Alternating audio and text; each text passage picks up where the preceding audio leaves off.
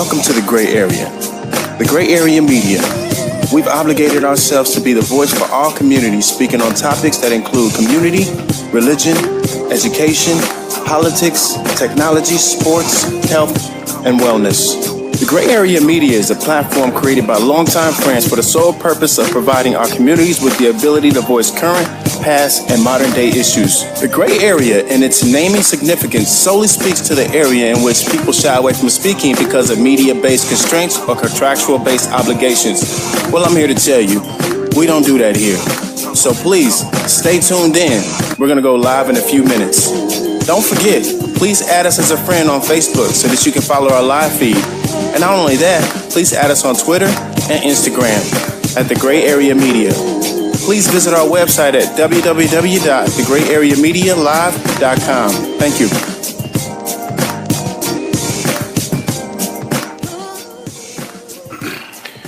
We are live right now. Hello, how y'all doing out there? We are back live again. This is The Gray Area, and we have a very special guest for you guys today. We're going to talk, about the police officers, community policing, just everything. And we want you guys to chime in and ask any questions that you may have. This is an officer of the city. This is a real deal. We got Officer Gabe Cox. How you doing, man? Doing good. Good. Everything is, I think people are looking for closure, man. But let me first introduce myself. I'm Ray E. Because I want to jump into it. But this is Ray E. Right. Pete Wills is here. Ebony Crow. Ebony Crow in the building. I'm very passionate about, wanting people to understand what's going on. A lot of people are confused about what's happening between the police and the community. This last election kind of threw everything a little bit off. You can blame it on who you want to blame it on, but it stirred up a lot of tension. And people are still looking for closure and have a lot of different questions. There was a lot of recent developments with the Mike Brown thing that, we want to get your opinion on. So what's happening in police today, man? Give us the scoop on the inside of what's going on, from your view. What are you guys doing out there? Well, the thing is, we trying to do more of community policing in the rough areas of northeast or northwest side of town. Mm-hmm. Right. And so it's just a lot of people see what they see on TV and seeing officers shooting, innocent, people without weapons in They their get the hands. bad parts. They get the bad part, but the thing is, they don't. It's kind of hard because you guys see that one. You guys look at it as one eye, and we look at it totally different view. Right. So it's really not easy being a police officer. Especially, you got to be careful what you do, what you say, and how you say it. Mm-hmm. People got their cameras out, Mm-hmm. videoing you and everything, and so if you say the wrong thing, like It could be used against social media all day. it could be used against you. Yeah. But I know there was one female officer, I forget where it was at, but she was afraid to actually react. Right. Because she was afraid of what might happen. What might I happen think to I her. read about that. Right. Mhm. So, but the thing is, my thing is, I'm more so on community policing. That's my thing. Mm-hmm. I like to go out and mingle with the people, go to the businesses and talk to different people, and so that's one of my things I like to do. It need to be more of that. Right. So, but it's just kind of it's kind of really touchy subject. Right. Yeah. When you're talking about police action shooting, Absolutely. or officer, Absolutely. killing someone, it's a really touchy subject because Do life you- has been lost. Do you find that, and I understand, there's the tension is so thick sometimes when it comes to race and policing, because if you walk in on a crime scene, or you walk in where things are heightened. Right, and then you have officers, we'll just say Caucasian officers, who come in. They may get there first, and things may seem out of order. You know what I'm saying? Because there's the victims, and the victim and the crime may be African American. So let's just use that scenario. We're in a African American community. Somebody gets shot. The mom is screaming. uncles, people are trying to figure out what's going on, and it's heightened. Right. And some officers, Caucasian officers, may not relate to that like you would. Right. You know that in our community, when we get mad or when we get frustrated, it's not always Right. that we're angry or the aggressor or want to attack. We're just emotional, Right. and our emotion is a lot different from the emotions of other people. You know what I'm saying? We might scream, we might yell, we might seem aggressive, but really we're just mourning. How do you go into those situations and get them calmed down? Well, with that, I usually go to I look for the most dominant person Right. out of the whole bunch, and I talk to him and have him calm the people down. Right. But there's times where you do get white officers that don't get it, don't understand. They understand the loss that there's Right. there's a life that been lost. But they're more But- about order. More about Getting order, and right. they understand. Sometimes they don't understand. Like we are very emotional, Right. and stuff, and so it's that's where the 10-point correlation comes in as well too. Right, And right, help out right. too. But it's if you haven't really been around blacks and being around in the community and Sure. and engaging people that look like me and look like you, Right. it's gonna be difficult. Definitely gonna be difficult to interact with them. Right. Yeah. Right. But I got to say this though. But the thing is, with that is, I was talking to Pat about this. Is when we go to roll call, like I go on roll call 5:30 in the morning. Okay. And when we go to roll call, all we hear, and all we hear in the Caucasian officers, all they hear is, person shot, black, suspect, black, person robbed, black, Right. It's always that, and so if I see it, Right. and I can feel it, and what do you think how they look at it? Right. Right. So Right. that's one of the things that I'm over here looking at. I'm like, dang, black this, black Right, that, black right, this, black right, that, and Right. so they looking at it, and I actually talked to an officer about that at one point, and so they see it and they're aware of it, and so how you think they view? Right. I'm not saying all officers view For sure. blacks like that, For but sure. I'm just saying, but it's We have to think on our side too, Man. in that situation, because you're put on the spot a lot of times. Yeah. You know what I'm saying? When you walk into a situation, it's like everybody's looking at you for the answer or to help calm that down. So you kind of need us to calm down a little bit too. right. But what kind of training are they doing now? Because it's obvious that there's a lot of things that is not understood on both sides. When you're mourning or when something is happening, you're not always in control of yourself. Right. You know what I'm saying? It depends on that situation. Some people can control themselves. Other people, they just, something happens that they can't believe, they might end up getting arrested because they just Right. are that emotional. Right. You know what I'm saying? And I'm sure that happens a lot. Right. So are they doing any training on that level to kill some of that? Well, we have cultural diversity training. To Culture diversity well, training? Yeah, cultural Okay. diversity training, and it's just to let officers aware of how different cultures respond to different things. Right. And so that type of training we have. Because now you're starting to see a lot of people with mental disability. Right. Right. And so that's on the street as well too. And, Right. And we have training with that. But the thing is, you can look at a video Right. and take a test, and but if you're not really in it and experience it for yourself, Right. it's to me it's really nothing Right, until you really right. experience it. And so that's why I say, I'm very strong on community policing. Yeah. Is going into the community. Now I'll walk over there 42nd and Post Road. Right, right. And just walk all over and just talk to people and interact with people. That's necessary. Yeah, it is necessary because you want to bridge that gap between, the people, the civilians, and officers. Because Right. officers is getting a bad rep and a bad look. Right. Especially I'm an officer, and so Yeah. it can be very difficult at times because you looked at Uncle Tom. Or, Right. Right. or- Right. That's Yeah. another. That's Yeah. another thing I want to address. So what Yeah. made you want to That become was my question. a police Yeah. officer? And how long have you been on the force? Well, I went on my 10th year. But what made me want to be a police officer, it happened back in 1990. 97. 97 when I went to Purdue. Had a football scholarship at Purdue, and when I saw this brother, man, he was just dressed up real nice, with a nice suit, smelling good, had the gun, the Clean. badge. He was clean, yeah, yeah. clean. I said, man, that's what I want to do. I want to do that. But the thing is, sometimes, you know, when you ask for something, you don't realize what you're getting yourself into.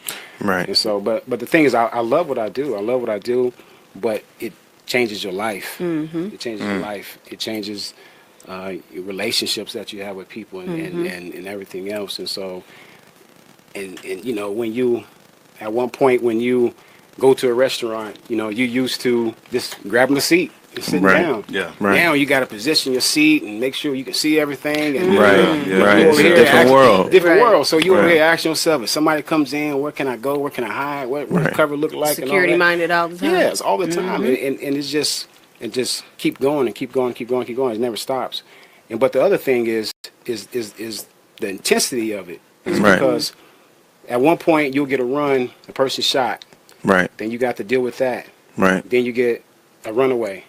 Then Right. then you get a VIN check. Check a vehicle. So you VIN. going up and down. So you going up and down, then you get a person that overdosed on heroin, and you doing CPR and whatnot, and so Wow. it just up and down, up and down, up and down. Then you never get a chance to, you know, diffuse or Right, come down right.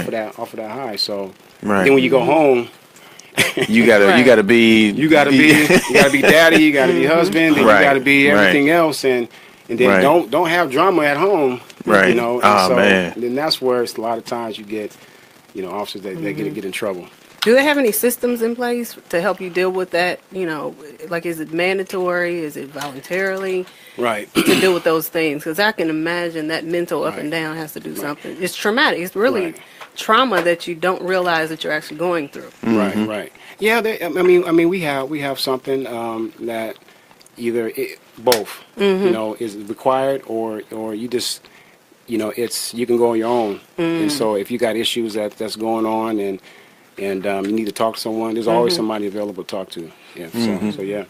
You know, I want to really quick, man, touch on how, you know, I met Officer Cox. Let me hear it. Let's hear it. It's funny. He's a trip.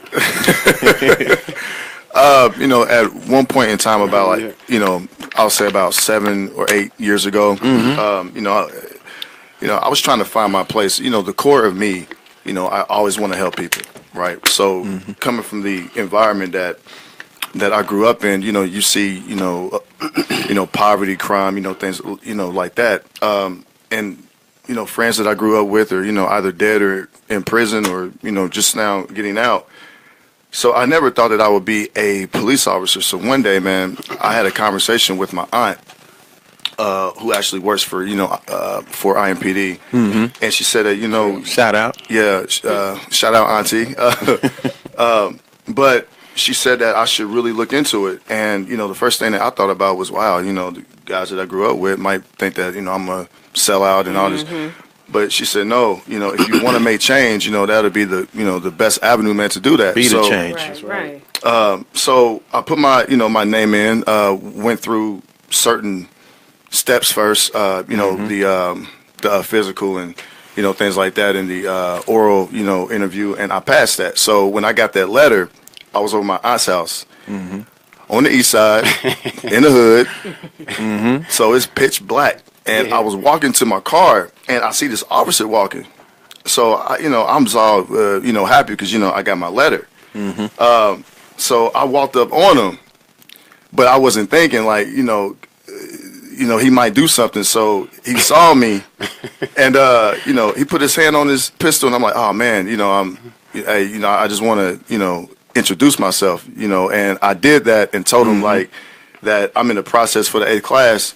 So I went to my car and showed him my letter, and he just like, hey, man, you know, you can't, you know, walk up on me like that. Hey, It's dark outside. you might Oh, not be yeah, here man, today, yeah. boy. You Oh yeah, man. But you know, be careful. But you know, I want to say, man, seriously, I mean, you know, this is a good brother here, man. I mean, he's a really good dude. Like, he really cares, you know, about the people.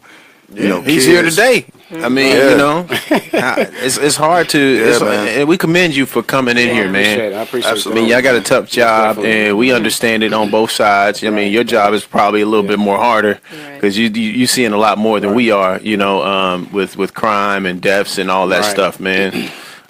You know, so we applaud you for that. Well, I appreciate that. Let's go to the viewers, man. I know the viewers got some questions out there. Yeah. There's one question here. What can the current president and his administration do to help? To help the police officers. Let's go. What can they do? Man, I don't know about all that. You know, the thing is, you know, all I know is Trump is for police officers, and so I mean, he loves police, and right. He's all about that. But I mean, everybody got their different opinions when it comes to the presidency and what he needs to do and what he should do. And so, you know, my thing is, the only thing I can do is deal with the things around me, you know. And so, you know, I know people got different views, and I got to be careful. Right, for sure, of course. What I say, you know, when it's talking about stuff like that. So. Right. So is there anything that he's doing that? Are y'all hearing things, new things that are being implemented in the communities that's coming directly from the president? Like, what kind of things are happening? You know, like Chicago's is still a war zone right now, but it's calmed down a lot, actually. But you know, it's still that thing. You know, there's tension in trying to figure out why all the crime is still happening. Right. I mean, the tension's gonna be there. Right. I mean, regardless. I mean, as long as you got, you know, people that do foolish things and drugs on the street, and, I mean, it's just gonna be there, and so. The thing is, only thing we can do is this control what's just around us. Exactly. And basically, like I said, hitting the community real hard. Policing getting real into hard. the community. That's a must, man. And even having officers go into some of these schools, just go in there and just to see, you know, what's going on up in the school. Right. I mean, stuff like that. People got to feel that, you know, police officers actually care for them. And so my thing is, I'm actually here to protect and to serve. That's my thing, is to protect you and to serve you. Right. And sometimes by me protecting you, sometimes I do got to take you to jail. You know, I'm trying to protect you. But absolutely. But a person like me, that's my last resort. That's my last resort. You know, I'm all about, you know, Patrick knows, I'm all about helping someone. Absolutely. And so if we can figure another way out, because sometimes it's off of discretion, but if we can figure another way out on dealing with this issue, so everybody can go separate, you know, just like what Denzel Washington said, you want to go home? You know, I mean, that's how it is. And so, you know, but that's even, you know, Officer Harris, that's our last resort, is taking somebody to jail. But sometimes you got to. But then you do got officers out there that, you know, that will lock you up in a minute. You going to jail now. And you know what else I see? I see just a lot of people, they talk themselves into going to jail. Wow. You know? Explain that. What do they do? What do these people do? The thing is, you have people that just keep running their mouths and talking and displaying, making it worse. Aggression? Aggression, and just making it worse. You're trying to calm the situation down, and they just making it worse and talking and saying they're gonna do this and do that, and trying to show out. Trying to show out. And the officers can only be calm for so long because we're human too, you know. And so, absolutely. But you just have some people that just work themselves of going to jail. So what would you call that charge? What is that charge? Like talking to? I mean, what is talking it? too That much? would warrant talking to too go much. to jail for talking. Is it Well, assault? What is it? Well, it's called DOC, disorderly conduct. Okay. Disorderly conduct. You know, but you know, it's a misdemeanor. Okay. And so, but the main thing, the people I work around with some good officers, good officers, and that there's a lot of good officers out there. A lot of good officers, man. And so the thing is, the people don't see that. You know, I say 95% of officers are good people. Right. You got that 5%. You know, It's like anything. Just like anything. You know, they're there for their own hidden reasons. Right. And You know so, what I'm saying? you know, but you actually got white officers, you know, Hispanic officers that really care about the community and really. I mean, like I said, I work with some good officers that they just like me. Their last resort is just to lock you up. You know, we want to see what we can do to help the situation. Right. And so, I mean, but again, you get people. I tell people like this: if you want to see what we actually do, you need to call 317-327-6200 and try to get a ride along. There it Hey, is. please repeat that number, please. 327-6200. That's the Northeast Side District. And if you want to do a ride along so you can actually see what officers do instead of people just Right. saying what they really don't know. Right. Yeah. And so I'm just, just to hear just the Right. basics. 317-327-6700. No, 6200. 6200. Yeah, 6200. Okay. 327-6200. If you want to do a ride along, Right. To Just- see how it all works. you see how it all Because works. some people will respond differently if they're put in a Respond certain differently. situation. Right. And you were talking about training and how that correlates to Right. the streets. It's different. Right. Right. Very It's not. It's hard, like man. yeah. I mean, like Yeah, you can big only time. learn so much in training. Big time. And is training like? Have they extended training? Because from my understanding, training happens like is it like 6 months? 6 months. 6 months Yeah. training, then you out on the Street beat. for four. Street for what? Street 4 months, right? streets It's for 4 months? For the street 4 months? Yeah. Okay, yeah. Yeah, that's Yeah. FTO. FTO, yeah, FTO. 4 months. Yeah. So I mean, have they made any changes in that, or is it still pretty much the same? It's I mean, it's kind of pretty much the same, but it's still I believe it's still 4 months in Mm-hmm. FTO, but that's where you get you implement what you learn from the academy Right, into the right. street, and people see, man, it's not Right. It's not always. We can tell. It's a lot of It's people that- that's triggered. You know. Man, it is. Just pull that trigger, and Oh, it may be man. an accident. Right. But the thing is like, if like for me, like I can't say what I would do in a situation. If I've gotten all this training, Right. and all the training is telling me, you better be ready to shoot. You know what I'm saying? Like you better be ready to protect yourself. That's all I'm thinking about. Right. So my thing is they should try and figure out how to train people on not to be fearful, Right. but to be more, in control without the fear. Because I think like a lot of people, like you grew up in Carmel your whole life. Right. You probably seen some crime, but you ain't seen Johnny down the street probably breaking somebody's car. Right. You know what I'm saying? That's as much as you know. So now you going into the hood. I'm not gonna call none of them out because I don't want nobody getting offended. But you're gonna go into the hood now, Right. and all of a sudden, all this training kicks in, and all you remember is "Don't die. I Right. want to go home." Right. You know what I'm saying? So there's got to be a way for them to implement in training how they can get out into the street without being so afraid. Because I think there's a lot of officers that's just afraid. tough Like to you've do. been in it for a while, so you already got it down packed. But Right. the new officers, Right. they want to go home. Right. I mean, Well, every officer wants to go home. Yeah. Right, Every right, officer right. want to go Everybody home. wanna But go the home, new right. ones, they like, I'm not about to get killed on my first run. yeah. I mean, I was the same way. I mean, but you got to look at it like this: when I leave that house, I'm not sure if I'm gonna come back home. Right. Right. So this is the job you signed up the for. job Right. is the job I signed up for. You're Right. right. And so, so I say at the end of the day, you go home by any means necessary. Right. And so, Right.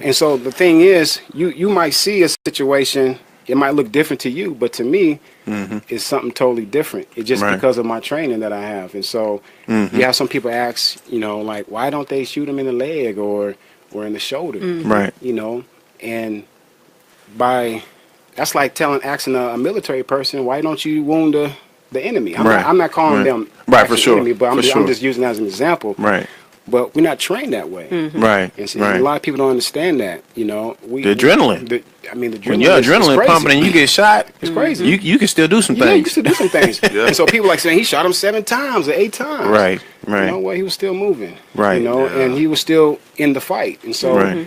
and it might sound, little like mean or harsh and stuff, Right. but I got kids. Right. I got kids Right, for I sure. gotta go home to, and For so sure. that I want to be in their lives as well too. So Right. I'm looking at who life is more important. Is your life more important than mine? And my life is not more important than the person that Right. I'm fighting against. Right. Right.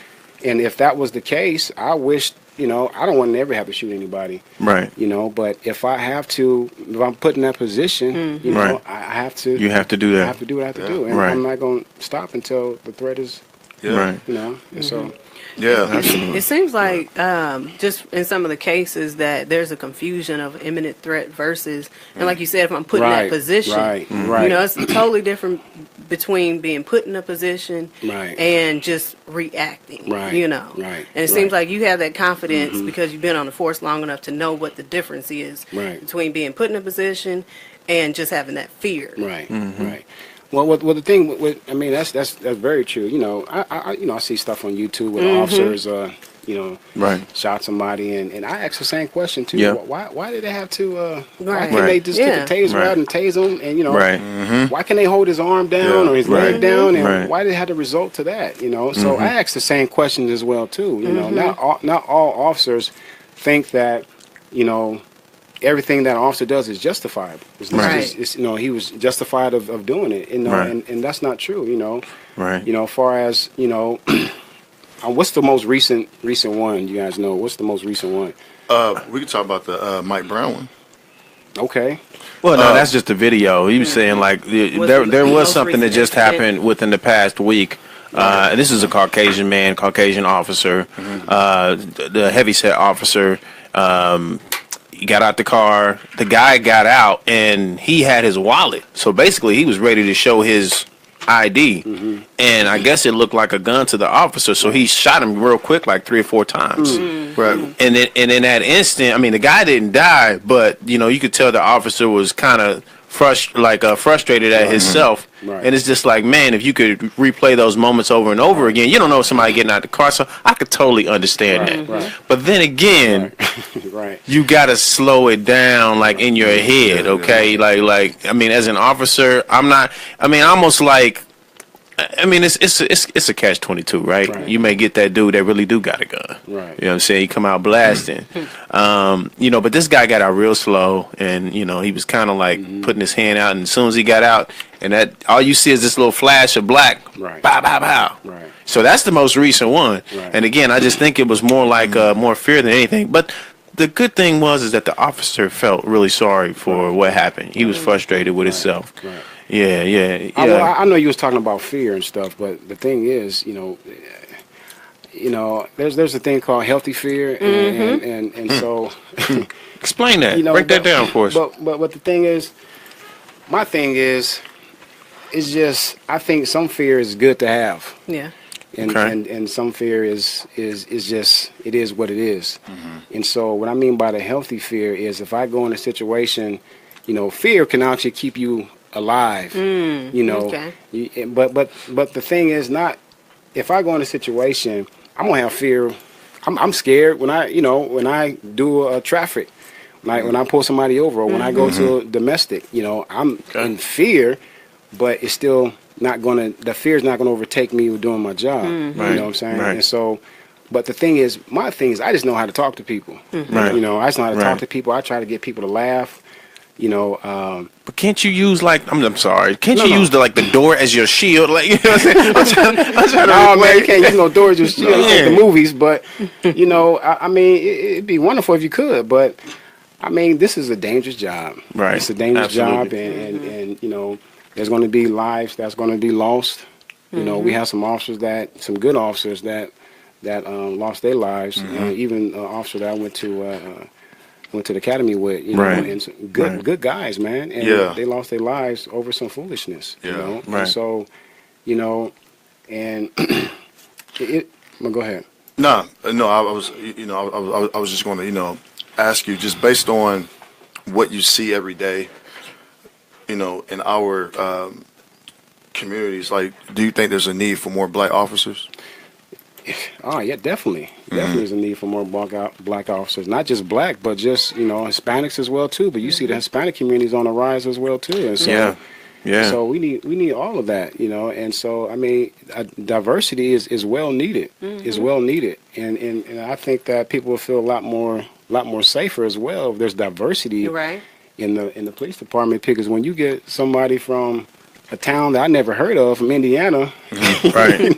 they don't have any blacks at their Right. school, Right. you kind of raise your eyebrows, at them. And so I definitely get that. I mean, we was talking about the crime going on here in Indianapolis and stuff. Yeah. And so I was in the shower. When I was in the shower, just thinking about that, Black Lives Matter movement and all that stuff. And my dad tell me I'm a shotgun type of speaker, so I go all over the place. So bear with me. But All right. You good? But- I mean, we you talking good. about the Black Lives Matter thing, and so what people have to understand is that it's kind of like you're in a relationship and you do something wrong to your woman, and you do something that triggers something, you know, and so it brings a lot of stuff back to remembrance. Right. And so same thing when you have an officer that does something that is injustice to Right. a person of a different race, it triggers.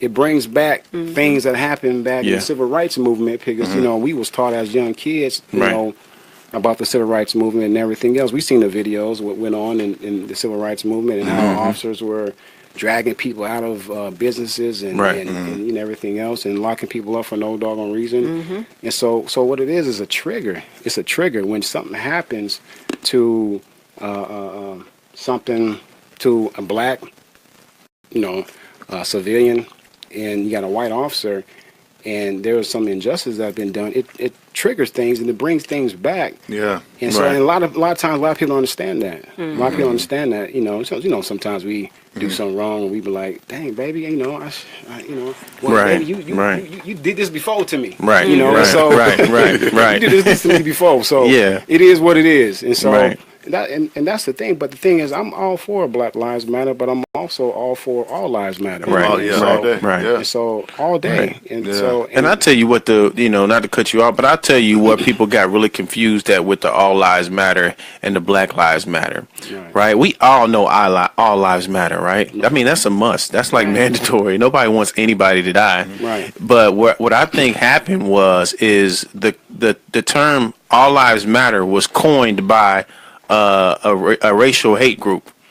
And they coined that. They started using that and using it Right. for media and using it, and then they were considered a hate group. right, So a lot of people don't know that was coined as a term for the hate group because it was a response to Black Lives Matter. right, So, you know, like a lot of people got mad at Floyd Mayweather because he said, "Man, what are y'all talking about? All lives matter."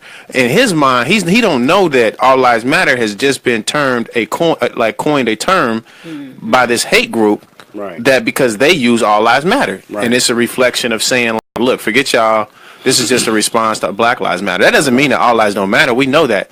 But I think a lot of people get frustrated when people say all lives matter because they think about that hate group. right. So that's where people get frustrated. Like, man, forget you. You talking about all lives matter? That's because they're seeing that this hate group has been they've just been made a hate group by the government. Right. You know, they've been told that they are now a hate group because everything has been racial for them and how they do it. You know, they do white supremacy and all that, but they want the all lives matter. Right. So we all know all lives matter, but a lot of people were just frustrated because of the difference Right. I and get what that. happened. So Well, I could definitely understand that. Yeah. You know, but the thing is, you know, it's just like a ongoing type of thing. Just an Right. ongoing type of thing to where it's just people are now you seeing more officers getting shot. You Right. know, within Right. 12 hours, within 14 hours, there was 4 officers that Yeah. were shot. And so, yeah, it was pretty heavy. It's pretty heavy. So people taking this very, very seriously. And so, Right. but the thing is, you know, like you said, all lives do matter and Black lives matter. Right. But like I was saying, you know, it's a trigger when it comes to, Right. you know, when the officer, especially if of a different race, does something to Right. a black officer. Right. But, you know, but then again, you have some people that never experience injustice. Right. Absolutely. Absolutely. So they can't You know, understand So it. they can't understand it. Right. But they want to open their mouths and say stuff acting like they've been through Right. it and they haven't been through it at all. And so, Absolutely. and so, but I mean, like again, but if we can bridge the gap, if we can get into the communities and Right. just, I mean, That really does help. it When you does get into the help. communities and start talking to the Man, it people, does help, man. if all the time they see you in their neighborhood is when something happened, they're not always going to look at you like, you know, you're a good person. They look at you as that you're the reaction to what happened in here. You know what I'm saying? But if you always in that neighborhood and then you come show up, they're willing to help you. Right. That's why a lot of officers don't get help from the community. Because they look at some officers as traitors because those officers don't necessarily come to those communities. So why are we gonna help you out? Right. You see what I'm saying? And it's not nothing against the officers. It's just that this is how communities work, especially in African American community. They're like, well, you know, people don't tell enough. They don't tell on their people enough. Well, if all the time they see you is when you come and shoot up the neighborhood, why do you think they want to tell you something? Right. You see what I'm saying? Yeah, So it's a respect thing. It goes hand in hand. And I think that, once they start pushing that agenda and really putting that in the training manuals, like respect goes both ways. It doesn't matter who you are, whether you on the basketball court or whatever. Anytime you go into somebody's neighborhood and you get to bussing, and they're gonna look at you funny. You know what I'm saying? You're right. Even if you there for, somebody there. You know what I'm saying? Even if you there for a good reason. They always gonna look at you like how you responded. Right. You know what I'm saying? Because even you came in the neighborhood and gave a cake, right? But then you start talking crazy to dude. They don't care. They don't care about the cake no more. You know what I'm saying? You going down. That's how the communities look at it. And you mentioned community policing a few times. I know historically community policing used to be the community policing itself, and then police officers were the support system. Right. And now it's kind of it's basically become not the opposite, but the police are policing, doing what they do.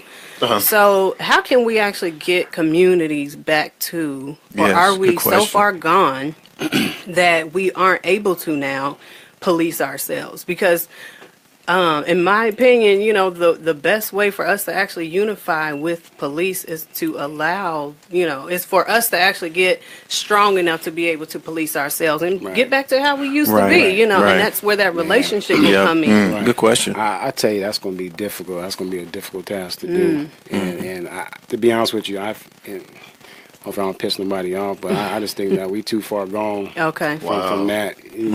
Why you think that? Well, man, it's just what I see. It's just what I'm seeing. I see what the world is really like, and some people see just what they see in the news.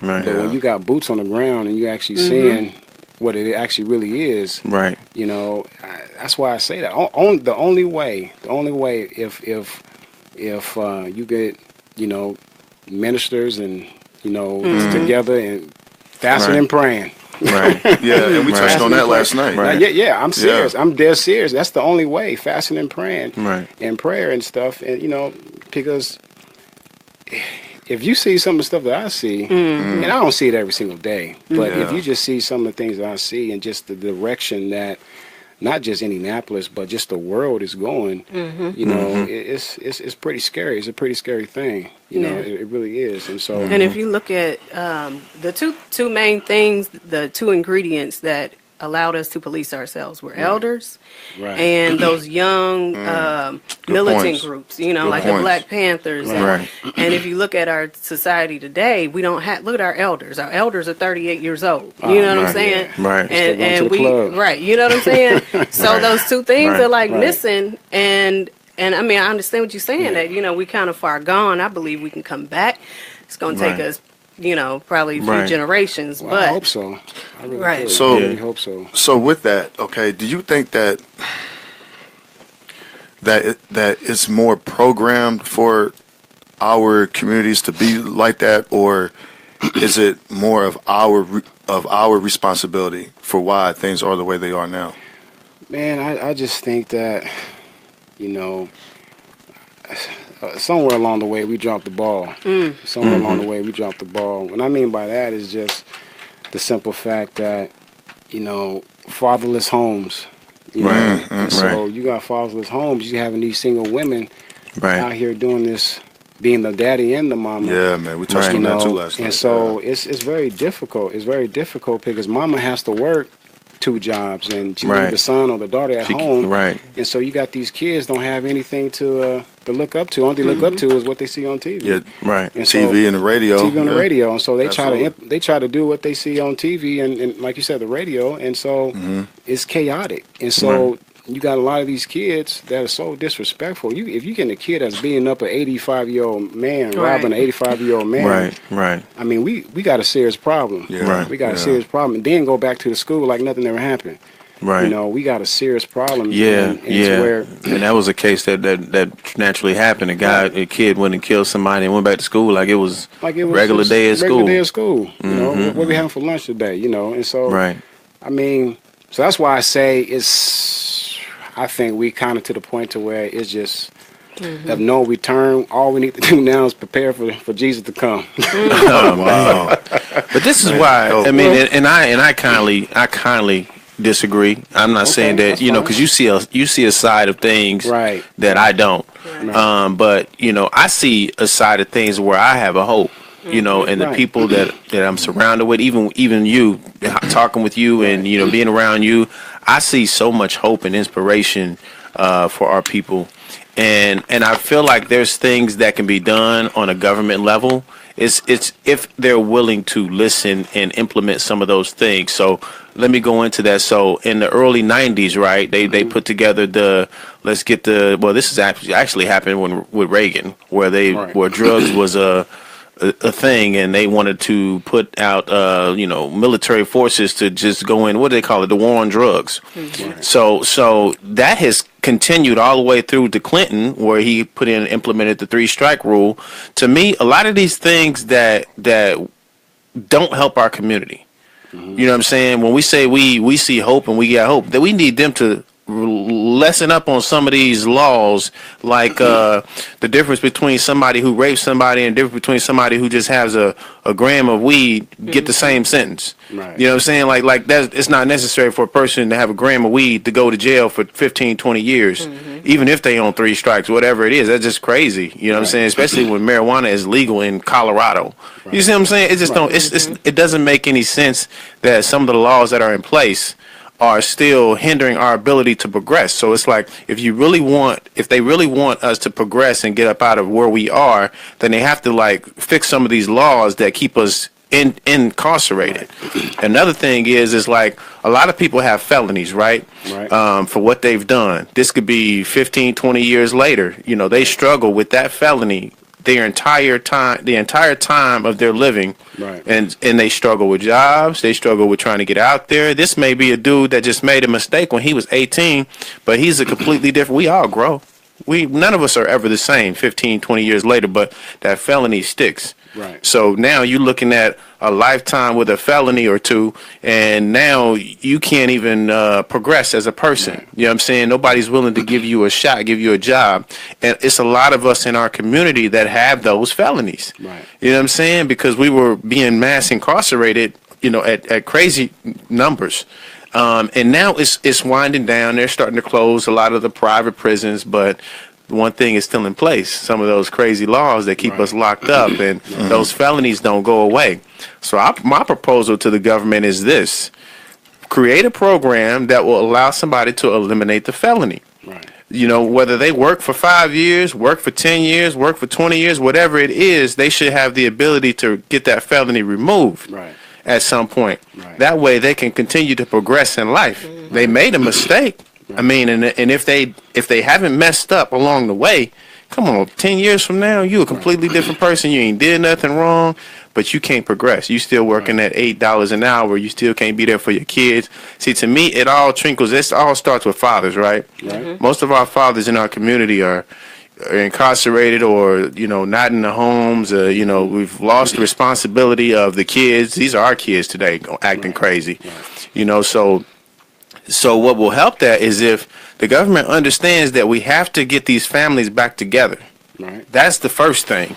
And to do that, you have to create a way for them to get those felonies removed. Right. Once you get the felonies removed, now you have the fathers in the home. Now you have the kids listening to the fathers and the mothers, and now everything is kind of flowing back up. Right. See, to me, if they're not willing to hear things like that, you're right. It is going to be a hopeless dream. They got to be willing to come across the table. I mean, it'd be nice if it was that easy, because sometimes when you get fathers that come back home, the kids still don't want to listen to them because he's been gone so long. Gone for so long. So it'd be nice if it was that easy. But you know, the thing is, I worked in the prison before as well too. I was a counselor. It was called PREF, and now it's called IRF. Okay. Over on New York Street. Yeah, my mom does that. She does that. Yeah. So I used to work for PREF, and I used to counsel some of these gentlemen, and so. I mean, a lot of these guys have a lot of making up to do when they go back home. Because, you know, absolutely. A lot. And so... got to rework themselves back into society. Right, work yourself back to society. Cell phones and stuff. Also, you've been down for 20-something years or 15 years. Your train of thought and your thinking, you program a totally different way. live a certain way. A certain way in how we Right. program and how we, because we've been free, Right. And so, but the thing is, it'll be nice. And I do agree, to a certain extent when it comes Yeah. to some of these laws of people sure. that's getting locked up 20, 15 years over For sure. over marijuana. Right. So I Right. mean, I really get that. I understand that. And we have somebody that manslaughter and he get Right. lesser charged than somebody. Right. He get 15 years, and Right. I get that. I can understand that. But that's the thing where we got to come together as a people and demand change. And, Right. and demand Right. change is not rioting. And Right, it's absolutely. It's going back to, Martin Luther King days, or Right. try something a little bit different. Right. Because violence is never going to get you anywhere. So, Absolutely. But you know what's crazy is that the response of violence to me it has gotten to the point where that's the only way to get attention. Well, You see what I'm saying? No, I We get know it. that that's not the way to do Right, it. right. Like, I'm not going out and busting no bottles or riding nothing Right. because I know that it's not going to get. But there's a lot of people that live in these hoods that, so for instance, like Ferguson, right? The whole Mike Brown thing happened. They were protesting. Now you have the city saying, okay, y'all got to go home at 11. Or y'all can't use this street or use that street, but this is the land of the free. Right. So to me, when things happen like that, they need to be more have more empathy, and not just telling them what they have to do, because now you telling people that they can't be free and protest and mourn, and now they have to do it at certain hours. Now it gets difficult. Right. Now people want to, and then it's not the adults that's reacting; it's the kids, Right. because now the teenagers are understanding, like, what? Y'all not gonna let us? I mean, and they go. They're the ones that really start all the rioting and fires and all that, and the adults are kind of lose control. Right. So I think that when it comes to that, they have to have more empathy. That's really all it is. Yeah, it's- So brother, when you got your city is people just acting a fool, Yeah. and just doing some crazy things, some wild things. Yeah. They're gonna take control of their city by any means. For And sure, for sure. So they can't Oh, yeah. allow that to happen. I mean, Right. the thing is, you saw what happened to Boston. Yeah. They kind of had a little martial law type of thing Right. going on there. Yeah, they did. And so, and my thing is, if people keep doing, some of these things, Right. it's going to happen sometime soon. It probably can happen. So, but I'm Right. not saying that it is going to happen, but it's Right. a possibility that it can. Right. And so that's why I said that we have to come together as a people. Absolutely. And come together and not understand that violence is not. It's just not. It's not the way. It's Right. not the way. It's not going to get things permanently done. I mean, what you're doing, you giving these people time to figure out yeah, how they gonna get good your point. ass. There it is. You know. There it is. So that's a good You point, know, man. Time. And so, Right. people, people are very patient. You got people very patient. Some Right. people are very patient, and so And there's things happening under our radar. Like Oh, we need to yeah. we need to get more educated on the local laws, the local governing bodies, Right. the people who are in control of those, because there's like meetings happening, and we out here talking about, man, why they trying to build a sports stadium? But they having local meetings where we should be saying, no, don't build this stadium. Right. You see what I'm saying? Like we get mad after the fact. Here's We got to get more educated. But and I hear y'all, but here's the thing, with me. And I mean, I'm sorry, but I don't care if I make anyone mad. We need to start taking accountability. Absolutely. Period. I agree with that. We want change. I mean, we have to be that change. When and I mean, I'll say this, several times. When I look at somebody, I should see myself. right. Period. And that'll be a point when crime and violence, man, will start stopping. But When you say self accountability, explain and break down some of those things, because I I think mean, that's, I'm just saying, like, okay, if you live, in the hood, okay, and you want change, right, okay, you have to find examples, man, for that. Right. And it might be hard, and I'll use myself as an example. I mean, I come from that environment. My father wasn't there. My father was in and out of prison. okay, He didn't play a big role in my life. Growing up as a teen, I was rebellious, but something clicked one day when I really started to see people around me go to prison, Okay. get killed, things like that. I'm like, you know what, man, I don't want to die young. You know, I don't want to do this. You know, I have dreams and, you know, things like that. And I didn't know if I was going to go to college, but I started to be humble and look in the mirror and say, dude, you got to change. Right. Right. If you want to live and survive, I mean, you absolutely have to change. So I started to look at people, white, black, it didn't matter their color, and just really be like, man, you know what? I want to do what they're doing. How are they doing that? Right. And I started to like incorporate these different things that I started to see within myself. And that really started to help. And I mean, I don't know where I would be at if I didn't change that mindset. Absolutely. So, Absolutely. I agree with you 100%. so for, you know, anyone that's, you know, listening, you know, I mean, this isn't coming from a person that had both parents there and, you know, grew up in Carmel. I mean, I grew up off of 38th and Emerson. Right. You know, my mother had me when she was 17 years old. I mean, she dropped out of school. Right. So, you know, I come from that environment. So I'm just saying, firsthand, being involved in that and doing certain things that, you know, I regret, we have to take accountability and stop dependent on people to change us. We have to change ourselves first. Right. Absolutely. Period. Charity But that starts at home too. See, it's easy to tell something like a kid that you see it all the time. I tell you every man. day. You know, so you could tell these kids you need to have self accountability for Every yourself. day. I say it every day. But when they leave school, they're not dealing with that. They're dealing with something a completely different animal. Because listen, and I, look, I can't speak for every kid, but again, I'll use myself. One thing that I had a problem with is what my peers thought about me. So I was, I wanted to change, but I was like, nah, you know what, let me still try to be cool. Let me, try to sell weed and skip school and I took my mother through hell, when I was 14 and 15. Right. But when I started to say, okay, when my best friend was killed, man, when I was 16, that's when I hit a point where I did not care. I said, I need to change or I'm going to end up like that. Right. And it's amazing how God just made a way for me. Right. So you were lucky enough to have a situation, and that changed a lot of people because it really makes you think like that could have been me. Right. You know what I'm saying? But a lot of people are not going through those experiences. Like for instance, to me, like you look at a kid from 8 to 12 years old, right? This kid from 8 to 12 years old, he doesn't have structure.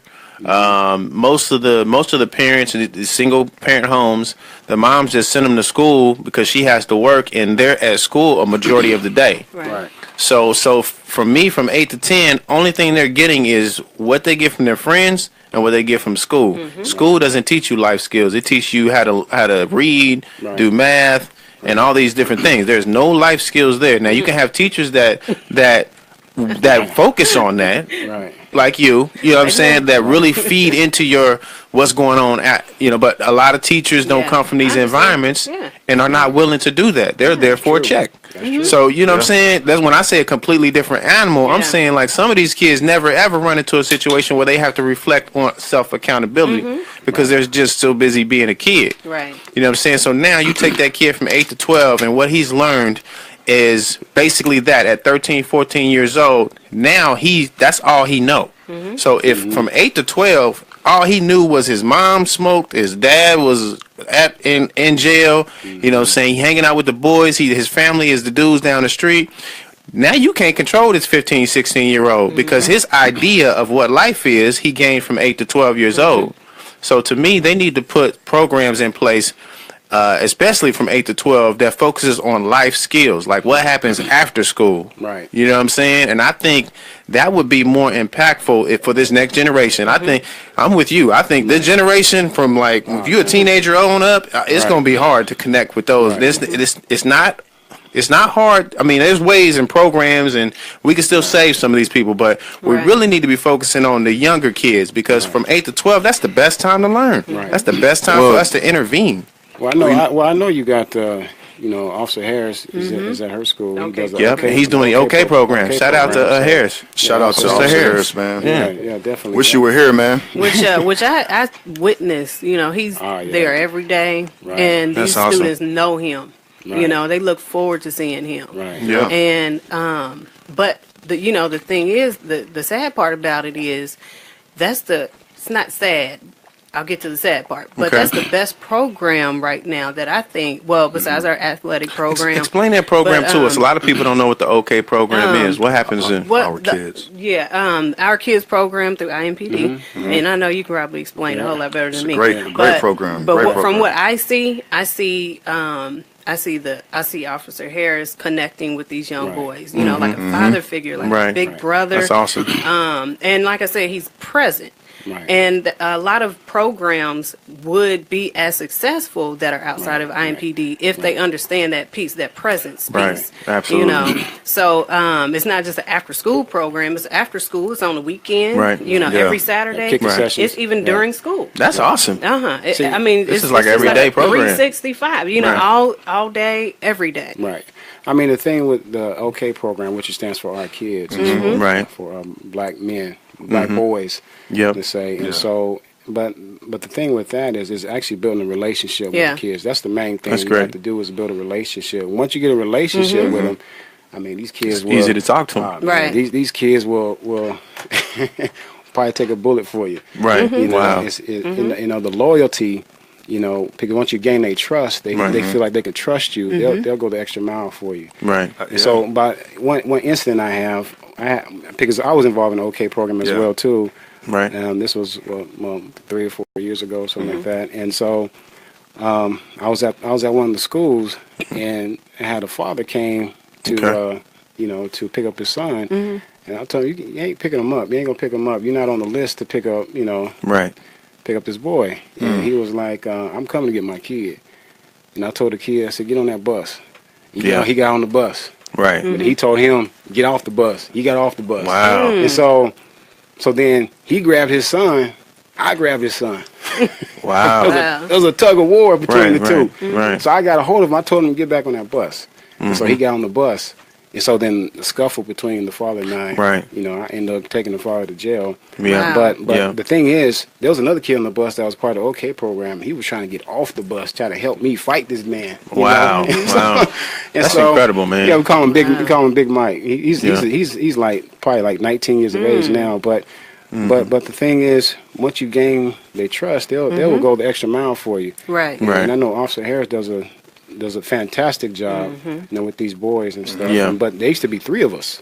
There used to be Officer Okay. Harris, Officer Harris, Officer Palmer, and myself. And Yeah, where's Officer Palmer's at Nice. John Marshall, right? Yeah, it was at Okay. John Marshall. Yeah. But there used to be 3 of us. Yeah. Right. And so it was a beautiful thing, connecting with these kids and having every Saturday, kick Yeah. the section, Right. what you talking about, Yeah. life skills Absolutely. and everything else Yeah. like that. Yeah. So Yeah. I mean, but the thing is, you have parents that are out here that's asking, what can I do with my son? Absolutely. I need help. Yeah. Right. I think we just had a viewer had to Right, ask that right. question just now. She's doing it alone. So then I came with something that I want to implement as well too. Which I know there's a lot of people trying to get their program together. and all that, But my thing is, I honestly believe that it takes a village to raise a Oh, child. yeah. Absolutely. Oh, yeah. So if you can get the community involved, like the morgue, Right. or like I'm not gonna say everything. 'Cause I don't want nobody on any time. For sure. take For my- sure. For sure. Yeah. I got you.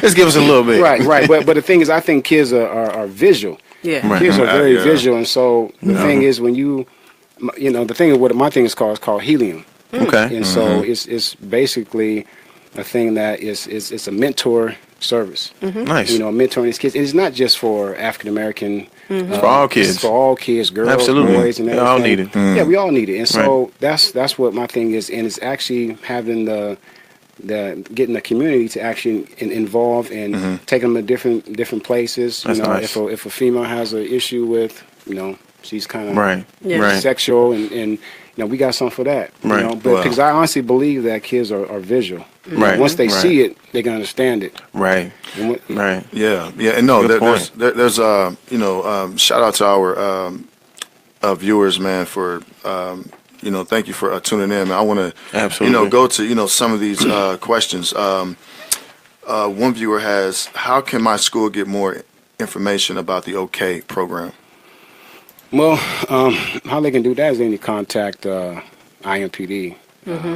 Okay. And so contact IMPD, the city county. No, not that I say city county building, but get a hold of the Power Club or Youth Services. I don't know the number off the top of my head, but it's Youth Services. Get a hold of them, and they can tell you what you need to do with that. Okay. Awesome. And here, let me get to some other questions. Hold for a second. And while you're doing that, Pat, just to also, speak into the OK program and just some of the other programs that are at schools. If you have a strong athletic program, Yeah. it's like a whole relationship. So, Right. and you were talking, Ray, about how these children go to school, Right. and it's a whole nother world, Right. But school can be home as well. Absolutely. Be that home environment, Absolutely. like you said, that Right, village. right. Because So- they're there more hours in the day. Right. Yeah. So I can literally text their coaches, Right. and let them know what they're doing in class. Right. Right. And then and I can tell them, I'm texting Coach so and so right now, Right. and they'll straighten up. Right. There you go. It's almost like Daddy, Right, or right. I can text Officer Right. Harris and say, Right. "This Yeah. is what's going on," Right. Right. And then, like I said, them having that presence there makes Right. such a big Right. difference. That's And a it. lot of times we just miss the mark because we're there Right. for a couple of hours, maybe once a week. But if you're not there constantly and they don't have that presence, Right. Right. and with IMPD having that presence, Right. I think it also builds that Right. other confidence, Right. in to what they see every day Right. regarding the Right, police. So. Right. So I mean, there's some good things that IMPD Yeah. is doing, and Yeah. we're trying to change Yeah. some things up and Absolutely. try to help our community and stuff. So I know. Absolutely. You here with us today, man. This is Yeah. this is the Yeah. start. You know what I'm saying? Talking to the sure. people, talking to the Yeah. community, coming as yourself, Right. and but representing Yeah. the police to the highest level because Right. you're an honorable dude, man. I Yeah, appreciate And that, man. I haven't known you that long, but every Right. time I hear somebody talking about you, man, it's nothing but good things. Well, I Yeah. appreciate that. You know what I'm saying? I had a guy, Gio called me, and this morning actually, it was like, man, that's a good guy, man. Yeah. So you got somebody calling you out the blue because they seen man, something on that's what's- Facebook. that's what's They're up, like, man. wow, yeah, that's a good guy, man. Well, that's what's up. You know, That's so good. He is, so, man. Yeah, Good. I appreciate yeah, that's that. awesome. I appreciate that. What are some of the things like, and this is a question for both of you guys because you guys are directly, you're in the community and you're dealing with kids every day. What do parents at home need to do to help you guys' job, to make your job better? Well, my thing is stay on top of their kids. Yeah. Stay on top of the kids. Stay on top of them. And that's a must, and be into everything what they doing. Right. There's a lot. Know of where times- they're at, know where they're at. going, Yeah, know where they're what they're going. doing. And shoot, set a curfew for them. Right. Right. And also a lot of parents, not to cut you off, a lot of Yeah. parents want to be friends with their Oh, kids. man, shoot. You got to Oh, stop heck doing Man, that. my Yeah. mama, boy, ruins I was it. scared of that woman. Shout out to my mama. God, Yeah, mine's too. Boy, now. Mine's Josephine Cox. Let me tell you one thing what my mama did one time. she's watching too. I know she watching. And so this is the thing. The thing what she did one time was I had worn my brother's shoes. We need more mamas like this. I had Right. worn my brother's shoes, and he went and told my mom, Gabriel wore my shoes. Yeah. My mama came to the school, Mm. boy. and got those shoes off my doggone feet. Oh man. Had me That's walking good- around school that's good barefooted. training. I'm surprised CPS thing wasn't called. I'm That's just good playing. training. Hey, that's how you do it. I'm just playing. Then this Mama is- Cox. Yeah. Character builder. No, but right. I was blessed, man. I was surely blessed, man, with a mother and a father. Been married for I believe 42 something years. That's awesome. And so I was truly blessed. And there's a lot of kids that don't have that. Mm-hmm. And, my daddy stayed on me, mama stayed on me. Yeah. And so I got brothers and sisters and all. I'm just truly blessed. And we can't pick and choose who our parents are. Right. Right. So Right. I was truly blessed to have parents like my mom and dad. And so Shout out to the Cox family. right. But back on what you were saying is, set a curfew for your kids. Set a curfew. Set a know where they at. curfew. Yeah, know where they at at Yep. all times. And also surround your kids around positive, not young, but positive men in general. Right. Because, Right. she can test too. I know she can. Some of these kids, They've never seen a positive Right. role never, model. you got some kids never hugged a man. Right. They don't Right. know what that feels like. Yeah. Man, you've been part of the OK program as well Yeah, too. yeah. You've been there and you've seen some of the stuff that we touched on, we talked about, and a lot of these kids, Absolutely. man, these kids are pissed off. Oh, Yeah, They yeah, pissed. man, they're lost, man. Right. They lost. They pissed. Emotionally. I know. Yeah. She knows. You got so a lot of children Yeah. with adult responsibilities. Oh, You yeah, know, I was yeah. talking to Wow. one of my students today, and I'm like, he was asking about his grades. And he was like, well, I haven't been to, well, I told him, you haven't been to school. And he was like, well, did my dad tell you what was going on? And he was like, well, I got to take my brother to school. And, Wow. we talking 8th grade. I got to take my brother to school. And I was like, well, why can't your daddy do that? And he was Right, like, well, he got to right. do this. No. Wow. That is not your responsibility. That's Right, his. right. And, I mean, that's just, a lot of them don't have that time to grow Right. up. Right. So they have those adult responsibilities. And a lot of those parents don't know how to parent. No. They don't even know what have the Parents- slightest idea. Man, some of the Yeah. parents are worse than the kids, and you see where the kids get it from. Right. than the Right. parents. Yeah. Yeah. So it's crazy. They come in there all mad because you said something to their kid. Their kid and told them a story that they believe. Right. They ain't even Oh, giving yeah. you the benefit of the doubt. Right. Man, I'm not I- saying that there's not teachers out there that may, you got that percentage you of do. teachers that that are envious. Right. But then you have those kids that are bad as heck too. Oh, So you man. gotta if you've been called to the school Yeah. for Come on now. for anything, Right. you should know that it has Come reached on. a level that your intervention is necessary. Right, Yes, right. yes, yes. Man, I used to work at Manual High School. I was a SRO at Manual High School as well too, and I mean, I think it was about like 400 kids at the school there. But again, these kids knew that I don't play. They knew I don't play, but they also knew that I cared about them. I used to tell them, as long as I'm here for this time to this time. You my son and you my daughter. Absolutely. So That's I'm awesome. going to treat you as such, Yeah. and for them to hear that, and even when you pull a kid out the class and discipline them, I mean, it's like they like it. It's like they like it. And because Right, because now they feel like they got a parent. Yeah. Right. And they want Somebody that. that care. When they care and they want that, And so, I mean, I'd be walking down the hall, and kids would walk out of class-room just to Right. say what's up. And Yeah, so that that's lets you know awesome. that, you making some change in the classroom, even at Hal. Oh, man. You can attest to that, Oh right? my good. Oh man. Look. Oh my goodness. How, man? I was there with Officer Harris, and I was part of this program called Hype. It was an acronym for helping young people excel. Okay. So if anyone knows really anything, about IPS within the city, Hal has always been like the dumping ground for like IPS. Oh wow.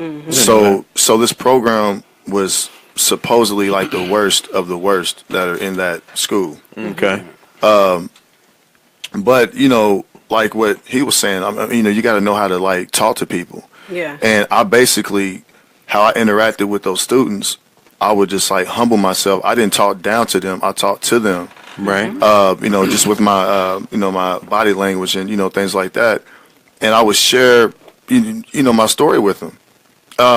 But some of those kids, man, I mean, they're difficult, man. Like very, very difficult.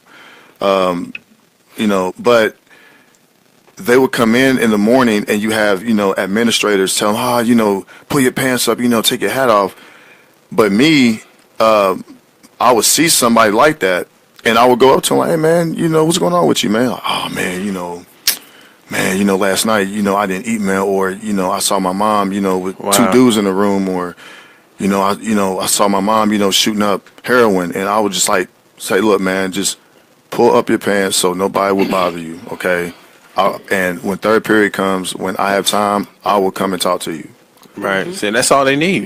That's all they need is an ear. And sometimes they've gotten so much negativity Right. that small ounce of positivity can't even filter through. Right. You know what I'm saying? So it has to be a continuous process, and that's why I commend both of you for what you do. I couldn't be a teacher. I'd be in jail. Let me tell you, because my tolerance level is so low. I get on my kids so hard, man. They probably think they in jail. But I just have a high standard for them. Right. You know what I'm Right. saying? And I give them chances. And when you run out of chances, now I'm pissed. Right. Right? So you have if I put you at a standard and allow you to do these things, then I expect you to meet me there. You know what I'm saying? So I think if I was a teacher, I would be that way. But then, those kids that, are over the top, I'd be in jail. But you know what though, in jail. One thing that I learned though, because I don't have a background in education, but I was blessed to work at two different high schools, Shortridge for like 4 months, and then Howell. Shout out to Yeah, Brandon Cosby. and oh yeah, man, and I remember when you had called me, you know about how. Right. But one thing that I learned, with just with kids, is that you have to make them feel and understand that they are people. Right. They Absolutely. probably, they probably come from an environment where they're told that they're not going to be anything. Right. They're worthless. You're going to be just like your daddy. So when you get them, like, you have to tell them, nah, man, listen, man, you're smart. You have the ability to do this. Right. Right. And then they gravitate to you. And then once you share and they feel like, wow, this guy or this woman really cares, they will open up to you. I mean, at Howell, man, like, I had so many students on like the 3rd floor where their teacher would call all the way down to my room and say, hey, I cannot control these 2 girls or these 2 boys, and they want to talk to Mr. Williams. So I would just go up there, Right. But man, I mean, that's the biggest It's all thing. about that interaction, like you were saying. I mean, when you give them that interaction, and they can feel like they got somebody that they can rely on to talk to. Right. Because I mean, with the one thing that we and even myself we fail to realize is what a kid has been through all day long. Exactly. So when Right. you're getting them, you might just be getting them for your session. You got to consider the session that they was in before Right. that. Yeah. You know what I'm saying? And the thing is, you can't control people. I'm pretty sure being on the force, you can't control individuals, but what you can do is control the atmosphere, and you can manage the atmosphere, which will cause them to react to the atmosphere. Right. So if I'm a cop and I'm going at it with you, you're gonna respond to me in the same manner. Right. But if I'm speaking to you in a certain tone, or if I'm saying, my name is Officer Cox, what's the problem? Right. Just introducing, I'm pretty sure, as your name, Right. speaks volumes to a situation and diffuses situations. So Right. it's actually kind of, I think we probably use the same strategies and tactics. Right, right. Of course, yours are a little bit Different. more extreme. Right. Although sometimes I'm I like, can ooh, be. As he should. I can Right, sometimes, yeah. Right. But controlling the atmosphere, I mean, because we use that word, you got to control children. First of all, that's the reason why they're cutting up, because you're trying to control them versus controlling the environment. Right. And then they actually can see they see themselves doing things and start to notice Right. manifestations that they can check themselves, and you don't even have to touch them. Right. Well, Right. not touch them physically, but you don't even have to check them. They check themselves or each other. Right. If you have the actual environment. So, like, if my students, if I know it's a That's a good fight point. outside, Right. why would I yell at them when they come in? They're already hyped. So what I'm going to do is dim the lights.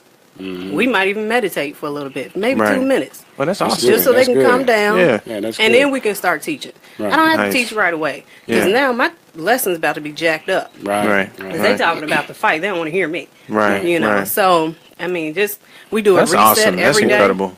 Yeah. Every Yeah. class we say a success affirmation. I'm a 2021 graduate. I'm future focused. My destiny is success. I will meet and overcome all obstacles in my path that hinder me.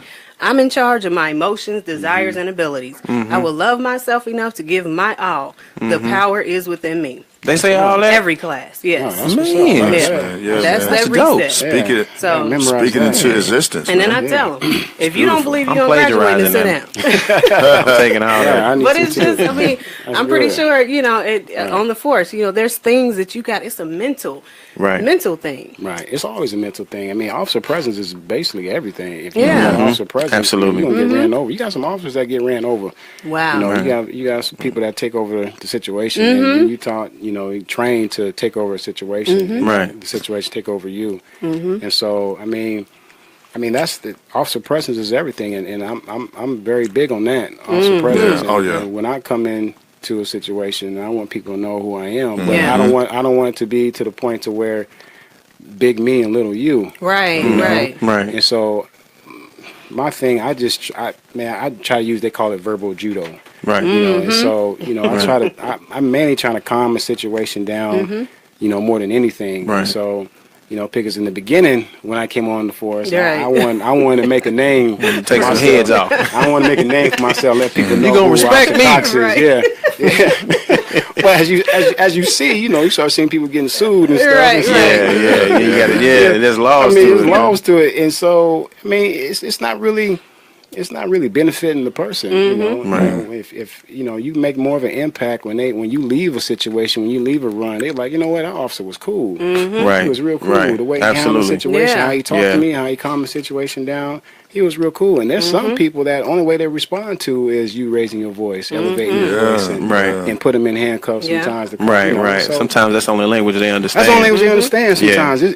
It's kind of crazy what side of town you on is they respond to different things. Right. It's like, man, it's Absolutely. just- man, So, it's just Officer wild. Cox, are you over the 42nd and Post? Is that what you said? I Are do you over there? 42nd and Post. I do 10th and Meridian, 16th Meridian. Just you know. Yeah. Because I'm curious if you ever have to patrol predominantly white areas. Because I know when you're in our community, you know, you probably have a different type of response. So what is the response when you're in a predominantly white neighborhood being a black cop? Well, you know what?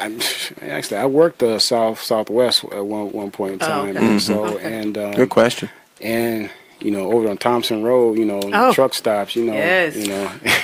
They call them lot lizards. You know, I have had people tell. I had people, you know, say I'm not going to listen to that nigga. You know, and I'm a police officer, and I had people wouldn't even open the door. They didn't think I was a police officer. It just seemed like they was kind of shocked that they got a black man, you know, big black man, right. at their front door. They calling the police asking see if I'm legit or not. You know, Wow. and so you know, I have stuff like that. But the thing is, you got some officers that don't even like each other.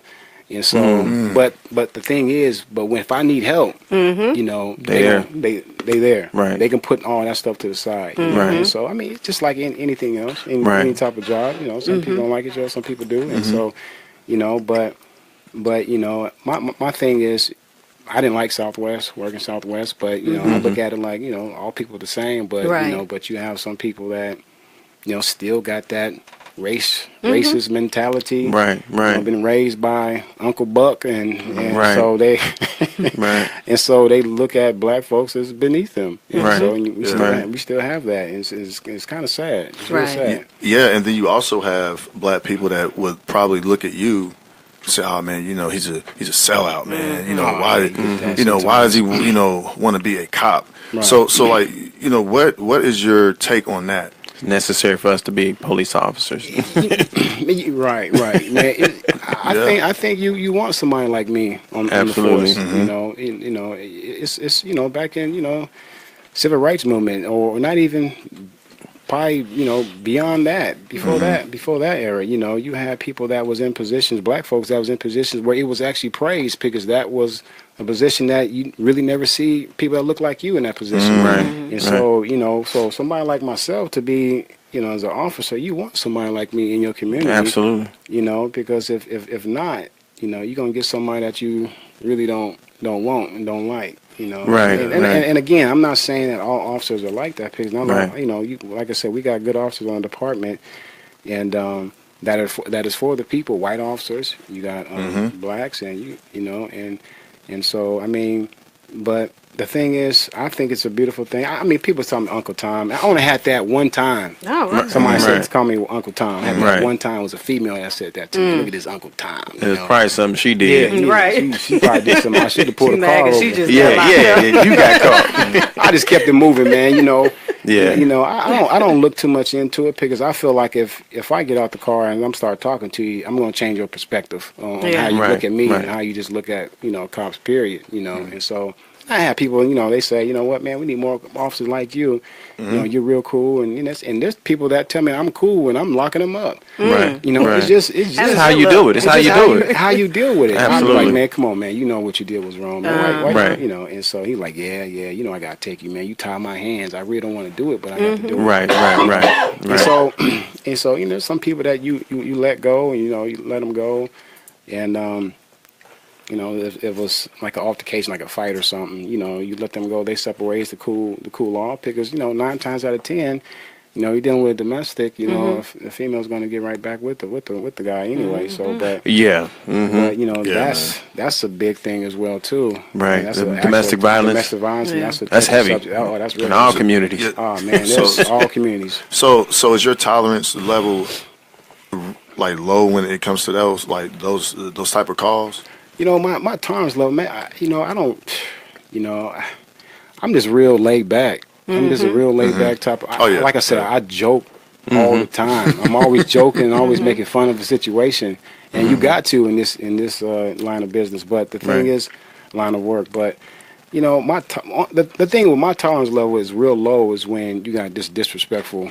Just outright disrespectful. Outright disrespectful. You know, just outright. That's where my tolerance is just, or you know, domestic when a man put his hands on a female, or you got kids involved, and that my tolerance level, I got no tolerance level for that. Right, so, right, absolutely. You know, but, I mean, do you think that we need more black officers? Because I mean, obviously, you know, we're 13% of America, so we can't be in every police force. But it is necessary for us to become officers and politicians, and you know, if we want that kind of change, we have to be that kind of change. Yeah, you got to be that change.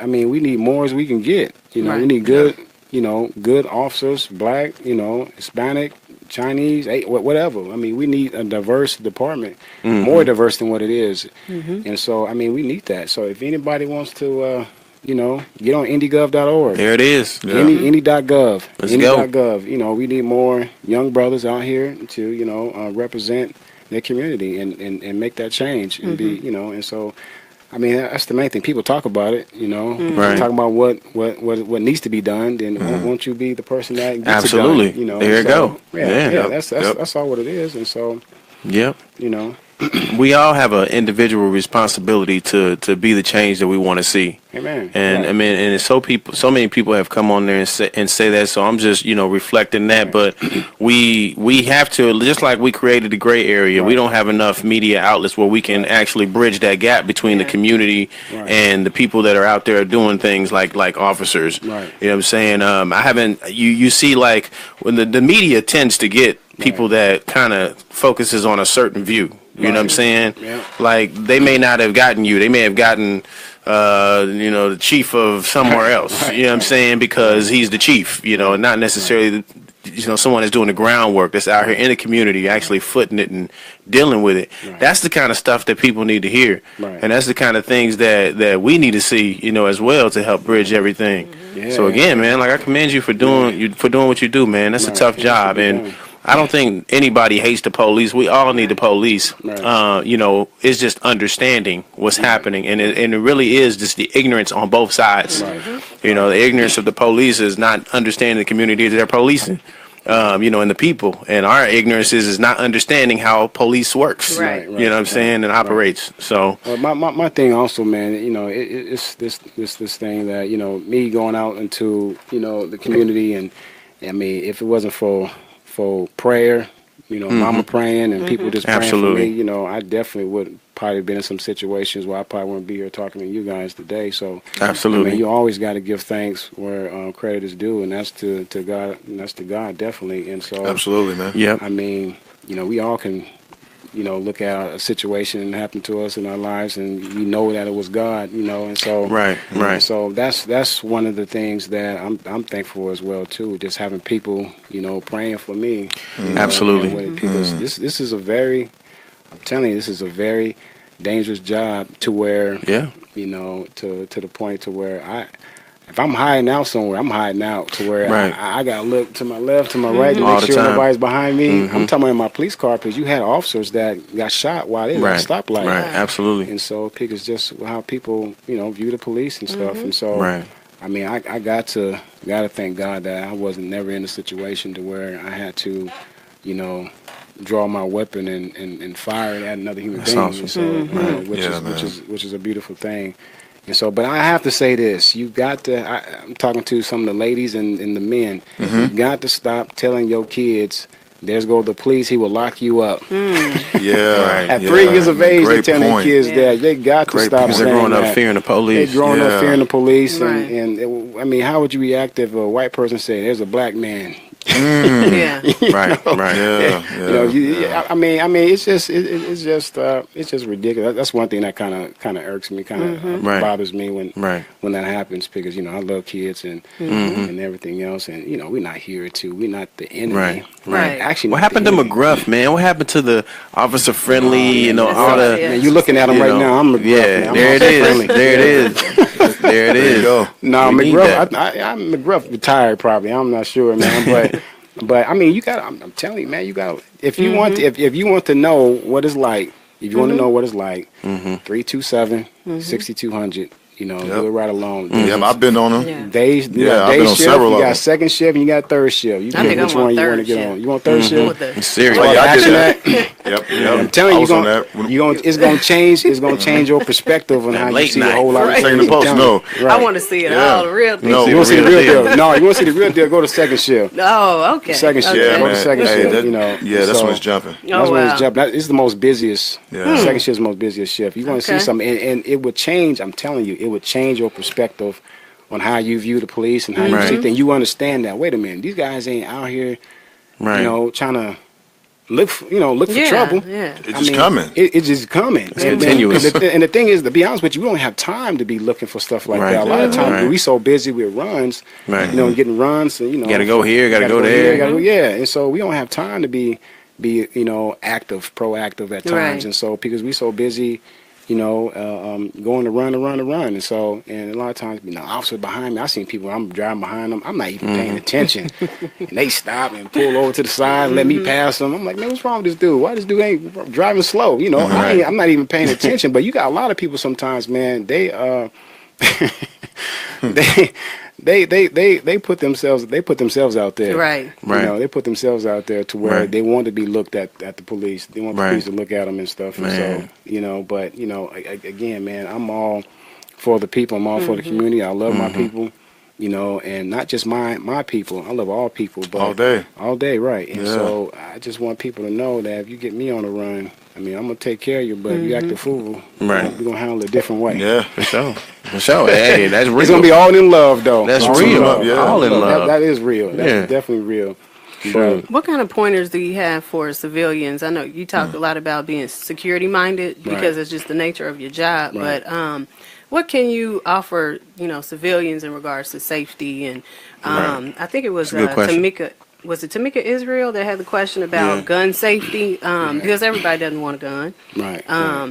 So, you know, just some pointers for us as far as safety, security mindedness. I mean, again, if we're talking about having a pistol or having a gun. I mean, or whether just, it's, you know, being having a pistol, not having, I mean, if you would recommend getting one, maybe, I don't know, but just something that we can, you know, just some pointers that we can have to just Right. keep ourselves safe and to avoid situations. Right. My thing is, I always recommend somebody to have something, a firearm in their house. I mean, you don't got to carry it, but at least I'm all for that. And I think women need to do what they need to do to protect themselves. You know, because you know, again, you got a lot of single women out here, and they need to do what is necessary to protect themselves. And so, I mean, I'm all for it. I'm all for that. Now, as far as if you're talking about as also when you have somebody come in contact with a police officer, how they need to react, how they need to respond is just do what he tell you to do.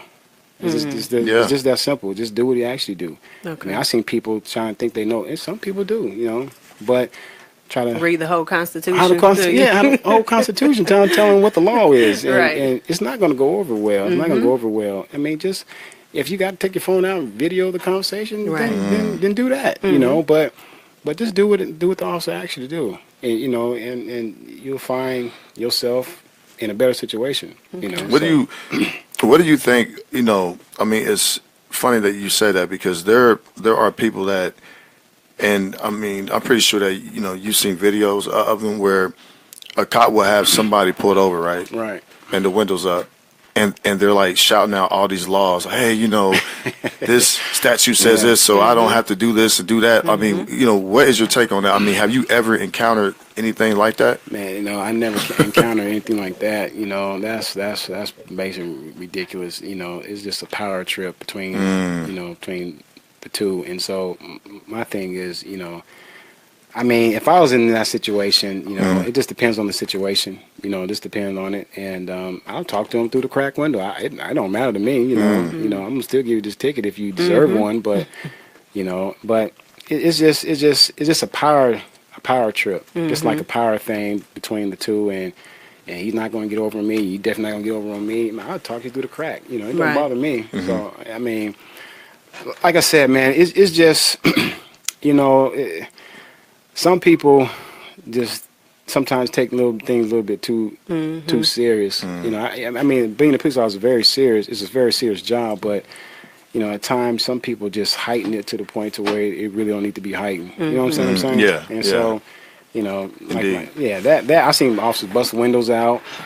Oh yeah. No, tase the person. You know, and so It's like, why? You know what I mean? but you have some people, like I said, some people talk themselves into you know, foolishness. Yeah. And some of that didn't even have to be. You know, Yeah. just do what he asked you to do, Right. and that's it. Yeah, because you know those people want that reaction. Yeah. You know what I mean? They want a lawsuit. That's what they Yeah. want. They want a lawsuit. So they definitely looking for a lawsuit. And so, I mean, they can video record me. I really don't care. And so, Right. Well, if you're doing the right thing, I mean, you don't have anything to Right, worry right. about anyway. right. Well, right. But there's some you know. opportunists out there. Because I some mean, opportunists out there. I'm legit, you know. Right. I still get a little anxiety, and I Right. mean, I'm legit. I know I don't have anything on me, Right, you know, but I right. still It's a have scary feeling. that anxiety Yeah. because Right. of course, Right. what we see. And, Right, for sure. I'm a little bit more comfortable if it's a police officer of color. Right. More comfortable if it's a female. Right. Yeah. You know, so it's like different levels. If it's a man, I'm a woman. You know, or if Right. it's a I get white it. Right. officer and I'm a black woman. So. Right. Yeah. I understand. You know, people have different anxieties. You know, Mm-hmm. pulled by police. Sometimes Yeah. I get one too. When I'm in my police car and I still get. Man, I'm trying to tell you, it's something still never get go those away. anxieties. Yeah. I'm just Like, I'm playing. playing, got the best record ever, and I Right, still be like, Yeah, I'm driving my police car, and I still get a little anxiety. Do y'all have to wear those body cameras? No, not yet. They're still Okay. in the process of seeing which company they're gonna go with. oh, okay. Okay. And so, I mean, I'm all for it. Right. You know? Yeah. I'm all Right. for it. There's sometimes. Do you think it's, as an officer, do you think it's necessary to have body cameras? You know, you have some people that mess up. You know, that Right. has to come to that. Yeah. Right. You know, some people spoil it, but I mean, it don't bother me. You know, I'll wear a camera.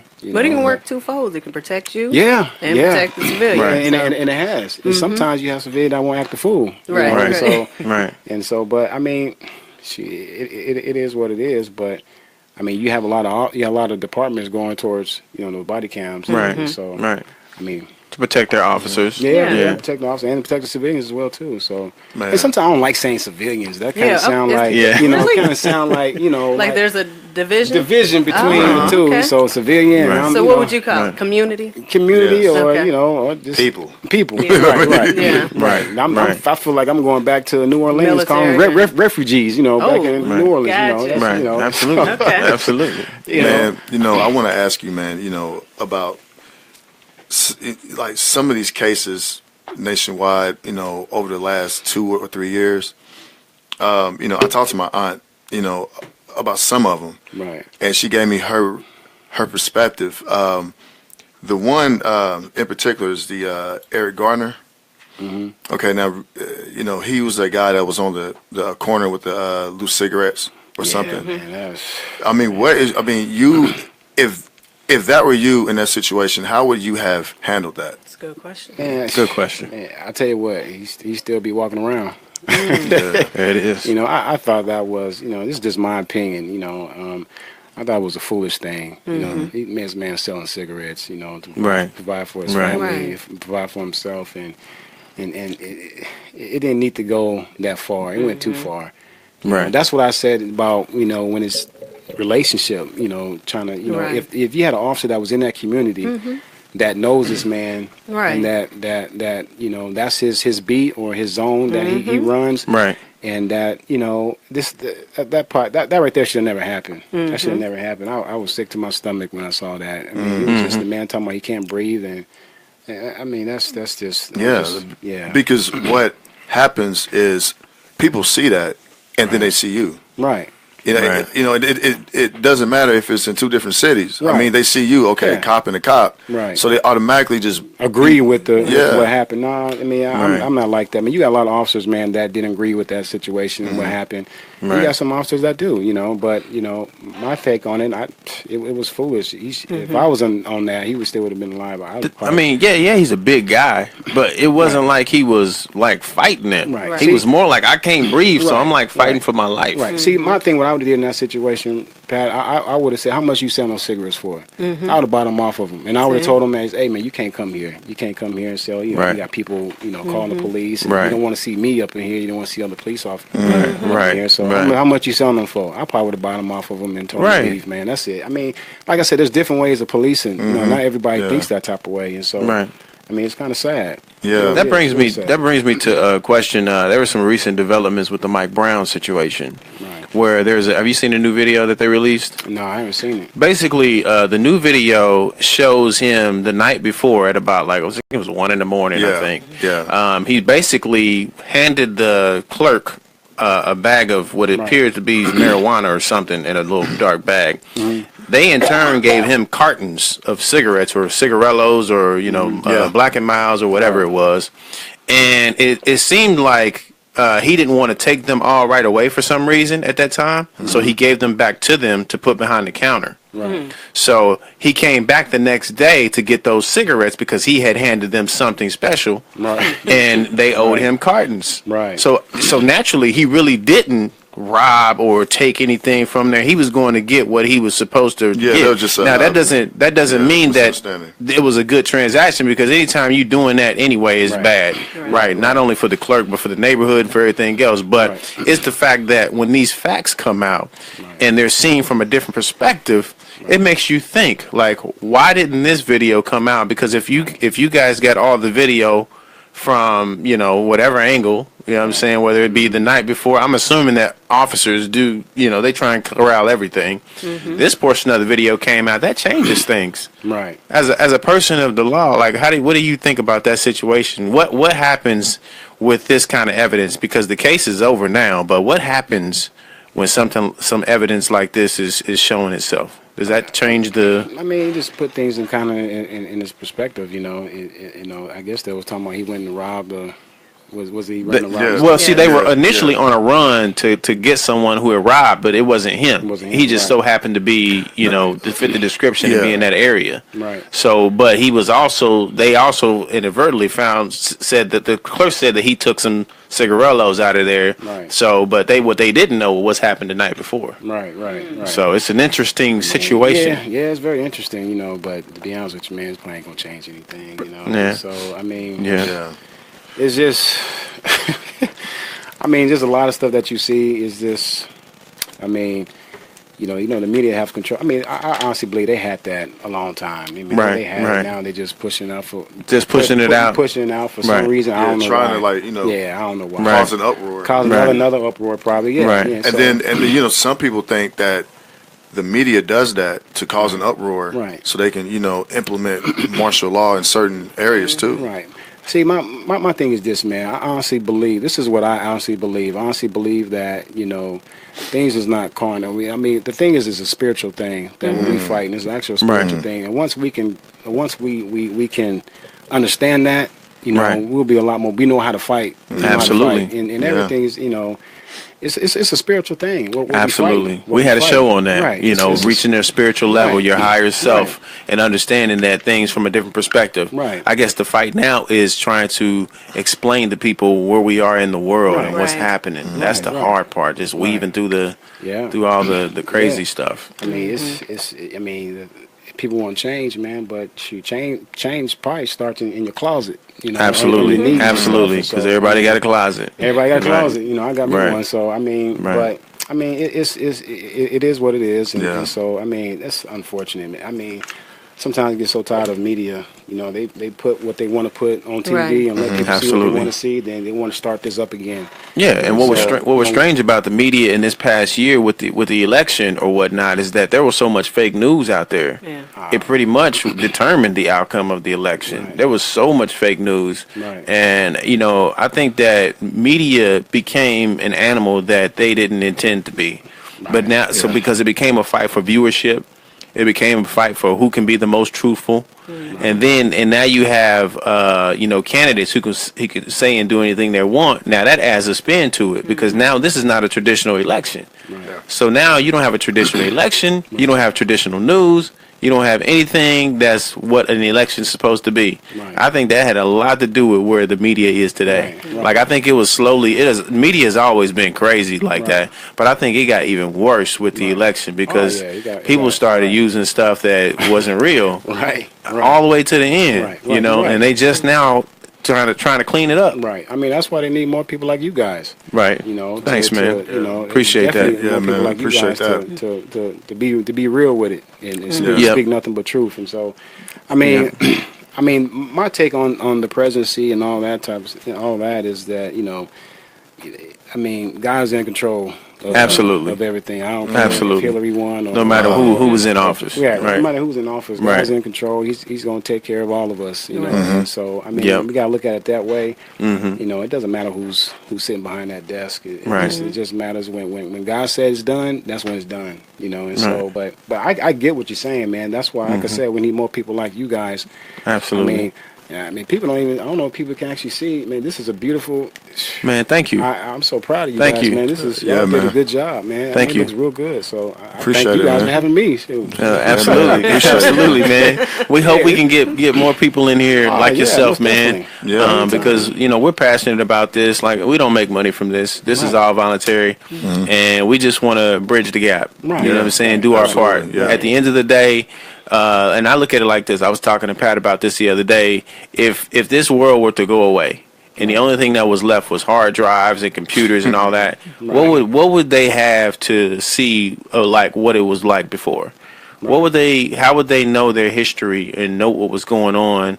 You know, with these things today, and who knows where the world is going to go? But some of these videos and stuff that we're doing may be the only information that people have to connect with their past. Right, you're right. So we individually, we all have to do our part in trying to build platforms to help us, you know, connect with not only what we're doing now, but later on in 100 years from now. Right. You know, so that's this is some of the things Create that we a better talk about world, off man. air, man.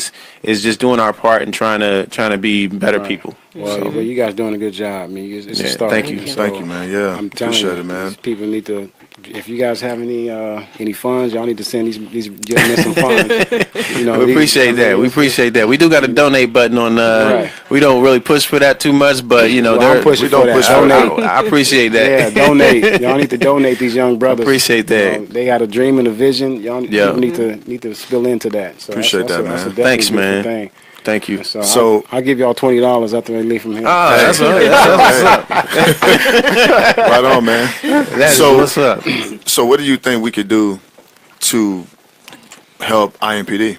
Yeah, to build a bridge. Oh man, I mean stuff like this. You know, having you know, sergeant or lieutenant or commander or you know, a captain to come on here and talk about, you know, things that's going on in the community and so I mean that's basically it, and just you know, being a voice, a strong voice, you know, and I mean you have you know, you have a lot of officers out there that have a lot to say. You know, they just don't know how to say it. Right. They don't know what to say, or they're probably afraid to say it. Right. Right.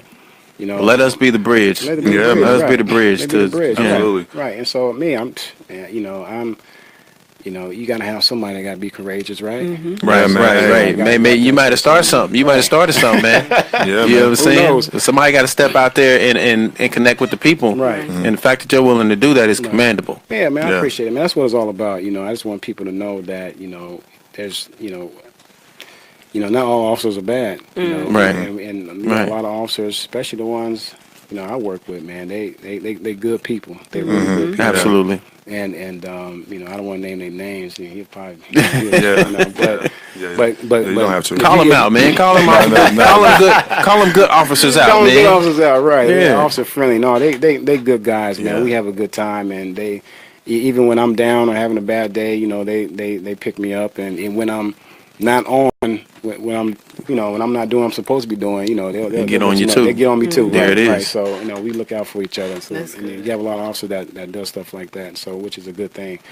But then you have some that, Right. They do their own thing. do their own thing. We done seen a few of them. Yeah. Probably, when those officers out there that doing their own thing. Yeah. They come up in the news feed real quick. Yeah, they do their own thing. But we got good sergeants on day shift. We got some good sergeant, good lieutenant. I mean, she's a beautiful. I mean, she try to help out. She's very. I mean, she's very beautiful in what she does and helping officers make sure we have what we need. That's awesome. And sergeants and and we have a group of good guys on Northeast on day shift, and so Wow. So you got some also I can't stand. Right. Absolutely. And that's like any and they work probably can't relationship. stand me either. Right, and that's human. You know what I'm saying? They can't No matter stand what me either, level so, of service I you love in, all you of gonna them. have those people that you just Yeah, get on your nerves. Yeah, that's anyway. But I just like I said, I just want people just to understand that we out here for the people to protect and to serve, and and I mean I get it. Some people be nervous and scared, and it could be a kind of a scary thing when you have an officer question you and ask you. I'm gonna let you know this. A lot of times, an officer, when you ask you a question, he knows the answer. Making sure right. Hey, that's a jewel that just got dropped. Yeah, we know the Anytime answer. an officer asks you something, just know that they already know the answer. We already know the answer. So what? Give me an example of one of those questions. Speeding. Were you, speeding could be yeah. one. Are you aware that you were speeding? Yeah. So I should say, right. Things we can run you, and we have a list of certain things. We can. For the record, I'm saying no every time. You ask me, was I speeding? But he already knows. Did I know? I I don't know. You tell me was I No, speeding. I speed So you're not sometimes gonna too. let it be that easy, huh? Right. Yeah, we all human. You know what I'm saying? We don't do what we do. Officers cut up sometimes too. Oh yeah, man, we human too. We human. We have a good Yeah. time, man. We human. Sometimes, but I mean, but the thing is, you looked at like sometimes when I go to a Starbucks or something like that, you have people looking at you, acting like they never seen. Right. I'm telling you right now, I straighten up. Yeah, I straighten up. Anytime I get around the office, I straighten up. Let me tell you, I see that suit on. I'm like, look, I ain't trying to die today. I ain't trying to frown. I ain't trying to be sad. Yeah. I'm just trying to get up out of Trying to here. get about.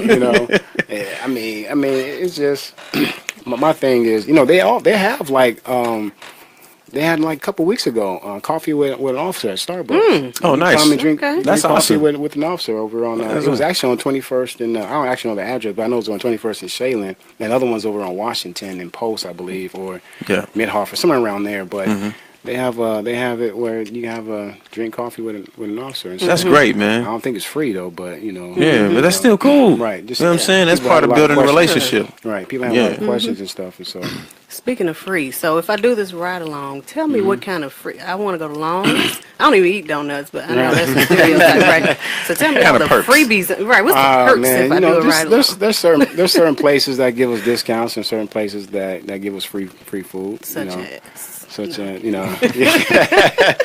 I wanna go there. they definitely try to look out for us. Yeah, and that's good. Yeah. That's good. But you have those places, and as long as you eat there, you stay there. And so Because they want that presence. Right, right. With that Yeah, presence. deterrent. Man, people crazy, man, I'm telling you. Country kitchen. So, Country Kitchen. I don't know. Country Kitchen. I don't think they. I don't know. Cater. They might not be giving no deals. They ain't giving no deals. They got to move first. It'd be nice. they getting all their money. Food good though. I know, right? Their food good though. Good place. Shout out Good to food. Country Kitchen. Yeah. Absolutely, good food. Some good Everybody food. go there. Yeah. I didn't realize how many people had visited Country Kitchen until I went there on the fly. right, It was just like right. on the outside. I'm like, we going in here to eat? I mean, they look like they got roaches on the outside looking in, but when you go in, it's fabulous. The food is good. The people is good. Those You are the see, best you see places, all the though. people that have been there. Because the food is more authentic. Very Right, impressed. right. Very They impressed. Put their love into it. Yeah, they need to expand though. I'm waiting on them to expand. Get on to the east side, to the west side. Come on, Nice. come on up out of downtown. French. That'd be definitely nice. That'd be definitely nice. Their food is real good. Yeah, We officers get a lot of perks too. Like going to different places, discounts and whatnot. Nah, we don't get that. No? It'd be nice. You talking about like plane tickets or something like that? Yeah, I'm talking about. No, we don't get no deals on it. Nah, I wish. That'd be nice. I'd be going all the time. That was Flashing the the case. badge. Flashing that wear it around my neck. Yeah, Man. it'd be nice, but I wish. They do military. People in the military get Oh, okay. discounts, but not Yeah. for us. I think they should. Yeah. That'd be nice. You know, that'd be real nice. I'd be going all the time. I'd be out of here. What are you guys doing to recruit females? Man, that's a good question. Women. Oh man, I mean that's one of the biggest things. I mean that's basically a need. Mm-hmm. You know, female officers. I mean they can detour a situation a lot quicker than a man can. You know, and Okay. so There it is. We knew, and we know that. because they look at a woman like as mama. You know. Yeah. And so okay. but then you got some guys that's just straight up disrespectful. They don't care what you are. But we need more women out here. Yeah. Black, white. I mean, we need them all. And so, and I mean, that's a very good thing to have because, like I said, they detour a situation. I know a woman come on the scene and the dude looking at her because she looked good. You know, he forgot what he did. Forget all about his troubles. He forgot about his troubles. Yeah. Take me to jail. Yeah, please take me. Right. Take your time getting to the jail. Right. Take your time. You handcuff me. Yeah. I mean, it's crazy. You know, you got some women out here like that. And so, Yeah. I mean, I think a woman officer, man, is a great asset to the police department. I mean, it's much needed. Absolutely. It's much needed. And so, I mean, that's what we need. That's what we need. So if you need women, I'm Yeah, telling go you, women. Indy Gov. Jessica Pace said if they get her plane tickets, she's down. She's signing up tomorrow. They give her what? She Plane said tickets. if they give her discounts on plane tickets, she's there tomorrow.